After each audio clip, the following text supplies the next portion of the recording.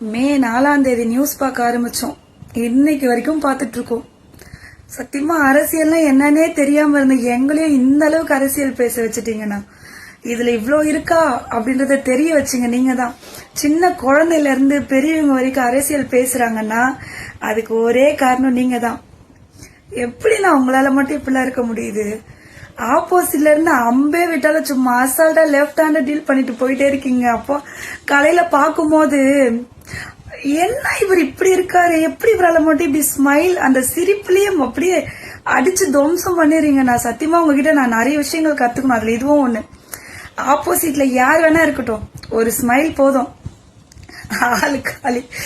சத்தியமா எனக்கெல்லாம் காலையில நியூஸ் பார்க்கும்போது எப்படி இவரால் இப்படிலாம் இருக்க முடியுது அப்படின்னு கூட தோணுச்சு. அப்புறம் நம்ம உதயண்ணா சொன்னாங்க, உங்களுக்கு ஓட்டு போட்டவங்களே வந்து ஃபீல் பண்ணுவாங்க, ஏன்டா ஓட்டு போட்டோம் அப்படின்னு சொன்னாங்க. சத்தியமா இல்ல, பெருமையா இருக்கு.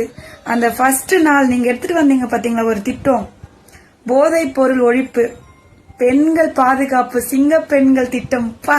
அது போதனா மது கடைகளை கொஞ்சம் கொஞ்சமா குறைக்கிறீங்கன்னு சொல்லிருக்கீங்க. பரவாயில்ல, எனக்கு போதும். நீங்க எது நம்ம நாட்டுக்கு தேவையோ அதை ஃபர்ஸ்ட் நீங்க பண்ணீங்க பாத்தீங்களா, அங்க நின்னீங்கன்னா நீங்க.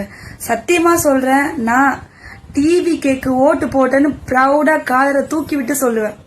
ரொம்ப ரொம்ப ரொம்ப சந்தோஷமா இருக்குண்ணா, இது போதும். அப்புறம் அந்த கொஞ்ச நாளைக்கு முன்னாடி இந்த கிட்னி திருட்ட பத்தி நிறைய கேஸ் எல்லாம் வந்துட்டு இருந்தது.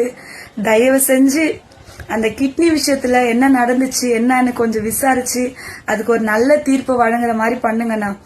நிறைய பேர் ரொம்ப வாய் பேசிட்டு இருக்காங்க. அதுல கொஞ்சம் நீங்க பார்த்து அதுல உண்மை என்னவோ, யார் அதுல சம்பந்தப்பட்டிருக்காங்களோ அவங்களுக்கு நீங்க நல்ல ஒரு தக்க தண்டனைய வாங்கி கொடுக்கணும்னு ரொம்ப ஆசையா இருக்குண்ணா. ப்ளீஸ்ண்ணா.